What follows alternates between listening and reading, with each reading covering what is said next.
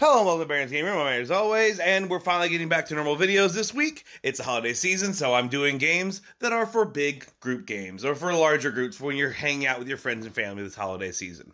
Except I'm not going to quite be talking about just one game today, and I'm not going to be fully talking about it. And what instead what I'm going to do is I'm going to talk about what's different between a variety of Uno games. Yes, I'm sure pretty much all of you know what Uno is, how to play Uno, so we're not going to go over how to play Uno. But, as you may know, if you've been to any sort of big box toy aisle recently around the games, there are so many variants of Uno. Just so many. And I've got quite a few here. My personal collection of Uno spin-offs here range from 2 to 4 players, which means we will not be talking about those, as they do not meet the big group requirements. 2 to 6 players, 2 to 8, 2 to 10, yes, and up to 16 players with Uno Party. So today I just want to go over the unique gimmicks and different special things about each of these spin-off variants of Uno. So you can decide which one you and your group might want to play this holiday season. Maybe you'll do it just based on player count. Maybe you'll do it because, man, that mechanic just sounds fun. Either way, let's get into it. Uno Flip is certainly the easiest, as it's pretty much just in the name. Certain cards will have this little symbol on it, and if you play one of these cards to the center of the table as normal, then what you will get to do is take your little flip guy. Every player should have one of these sitting in front of them, and what you'll do is you'll put him on this little launcher here and try and land it on that pad. Oh, I didn't. If you miss, then nothing happens. However, if you land on another player's pad, then you get to give them one card from your hand. That's it. I will say it's a little confusing in that all the wild cards have this little Uno Flip logo in the center of them, which would make you think that it does something different, like you get to go ahead and do the flip action, but no, the rules don't say anything about the wild cards doing anything other than being normal wild cards.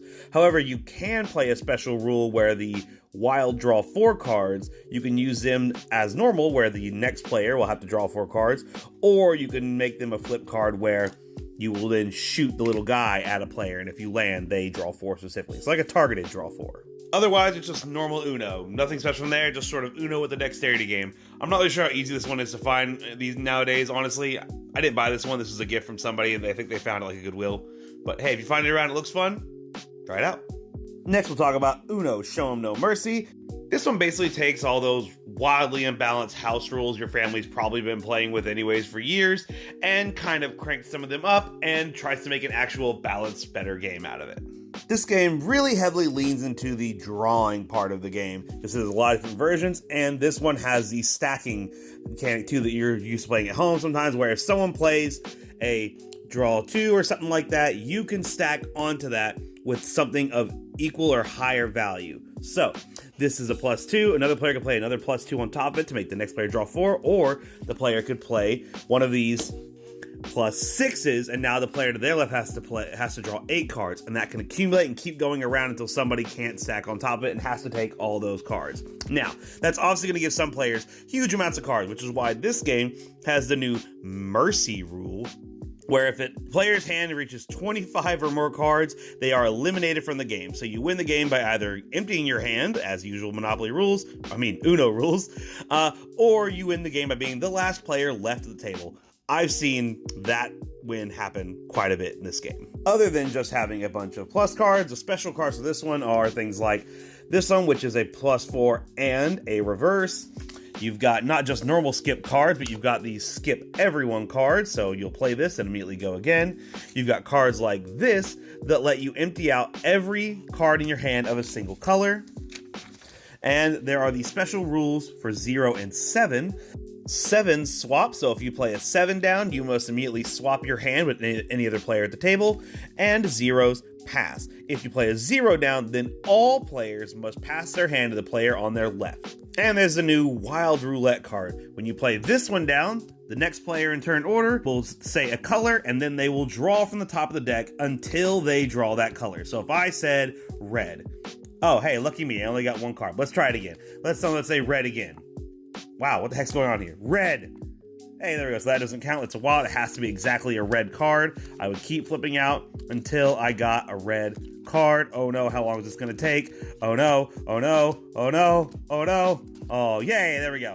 So I would have to take all of these cards into my hand and lose my turn, of course. And finally, similar to that card we just went over, this game uses that rule where normal Uno is if you can't play a card to the stack, you just draw one card and end your turn. Not in Show 'em No Mercy. In this one, you will draw until you can play a card. So keep drawing until you finally draw a card you could play on the center stack. Next up on our list, jumping from up to 6 players to up to 8, is Uno Flex. The main gimmick of Uno Flex are these power flex cards. Basically, every player is going to need one of these, and it'll be placed in front of them on this green checkmark side up at the start of the game. And throughout the game, if this is face up like this, you can flip it to this side to flex a card. But what that means is you can change colors sometimes. So this is normally a yellow one, but if I flex it, it becomes a green one. Or you can trigger some special effects, like this is naturally just a wild, but if I flex it, I can make it a targeted draw 2, or I can pick any player to have to draw 2 cards. The other effects you can do are having a draw 4 go to a targeted draw 4, having a wild make it where every other player draws 2 cards, a draw 2 make it where every other player draws 1 card, a skip turn into a skip all, and a reverse turn into a reverse skip, so switch the turn to player order and skip the next person. Once your card is flipped over like this, you will not be able to use any flex powers until it flips back green. The way it does that is, if every player at the table's card is red, then you all get to flip it back to green. Yay! Also, if at any point you play a card that has one of these symbols on it, then you are forced to immediately flip your card. So, if your card is red, lucky you, it's green now. However, if your card was already green when you played this, unfortunately you now have to flip it back to red. There's also the new Wild All Flip card. When this is played, every player flips their card. So, again, everyone red goes green, and everyone green goes red. All other standard Uno rules apply. Next up is Uno Flip. Yeah, I know it's the same name, but this one has an exclamation point. The main gimmick to this game is that all cards are double-sided. Yes, each card has what the game refers to as a light side and a dark side. Not sure why they didn't make a Star Wars version of this. The way this works is anytime someone plays one of these flip cards like this, then every player will take their hand and simply flip it over to the other side.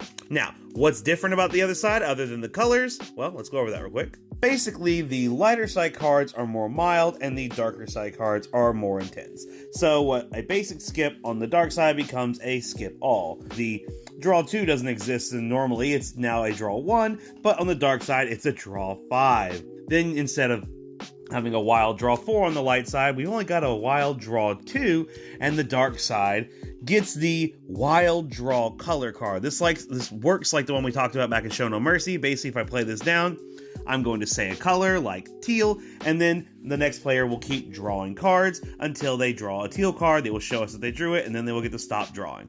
Oh, I didn't quite mention earlier, when you flip cards in your hand, you also flip the deck itself. So this is technically how you would draw white cards, and then if it flip the dark, then you flip the deck to this. So now, yeah. Next up is Uno All Wild, which is, only kind of Uno, I guess. Just like the name implies, all the cards are wild. So, a regular wild card does nothing. If you play it, it just passes your turn. The whole thing is there are lots of effect ones now. There are wild draw 2, so the next player draws 2 cards. A targeted draw 2, where you can pick any player at the table to draw 2 cards. There's wild reverses. There's your wild regular skips, which I forgot to pull out of the deck. And there's wild now double skips. So instead of skipping the next player, it skips the next 2 players. And there's wild draw 4s, which we all know about, of course. And there's these wild swap hands. When you play that one, you trade hands with another player. Now, obviously, since all cards are wild, that means there's really no way of stopping the next player in line from playing their last card, unless you have a card like a skip or a draw card or something like that, which is why they added in one new rule especially for this game. If the next player to your left is about to go out and you don't have any cards in your hand that can stop them, instead of playing one of these cards, you can instead choose to do a special thing where you draw the top card of the deck, and you can either play this card or pass your turn. So, if I pick them and play it, reverse, that would officially mean it goes back this way, so that means I didn't win. So yeah, if you don't have anything you can do to stop them, you can choose to instead draw and play the top card of the deck, hoping it'll stop the next player from winning the game. And last but certainly not least, we have Uno Party for up to 16 players. At least 6 for this one though, no small groups at all. Uno Party's big gimmick, other than just having a massive deck for a huge player count, is to find ways to keep players engaged even outside of their turn. So you don't have situations where there's 8 people before you get to play, but now you can just zone out. No, you need to be paying attention, because that's actually important in this game. This game has what they call the speed rule. If you have in your hand a card that matches the exact same number and color as the card currently on top, you may jump in and play it out of turn order, and play will now continue from you as though you were the last player that played, because you were. Keep in mind that this does stack, so if you had multiple blue 7s in your hand, you could go bop bop and play them quickly. If someone else plays another blue 7 and you also have it, you can also jump in right after them. It's a good way to play extra cards very fast. It's a good way to jump around the table, so you gotta always be paying attention. However, that's only able to do that until the next player plays their card. If someone else plays a card beforehand, like say that blue 7 got switched to red 7s now, or a blue 4, then you'd be out of luck. You have to find that new card if you want to jump in. Other than that, the 3 new cards for this game are the Point Taken card, the Wild Pileup card, and the Wild Drawn Together card. When you play this card out, you will pick 2 players to be given these 2 cards. Whichever 2 players have these 2 cards sitting in front of them, anytime one of them has to draw, the other player has to draw that many cards as well. These move around anytime one of these is played. More things about this card. If 2 players already have this, you must give it to 2 new players. You can't just move one of them. So every time one of these cards is played, 2 new players must get linked together. Also, anytime a Point Taken card is played, this link goes away and will come back next time someone plays one of these Drawn Together cards. Speaking of the Point Taken card, when one of these is played down, every player will hold their finger up, and then you will all go 3, 2, 1, and then you will all point at another player at the table of your choice. Every player will have to draw 1 card for every finger pointing at them. Finally, we have the Pileup card. This is a weird one. When this one's played, you will immediately draw the top card of the deck and start a new mini pile separate from the pile in the center of the table. If it's a wild card, draw it again until you have some standard color card. From here, every player will then go around the table, placing 1 more card on top of this stack. If they have it, it has to be the same color. You can play wild cards on top of this, but if you do, it doesn't change the color.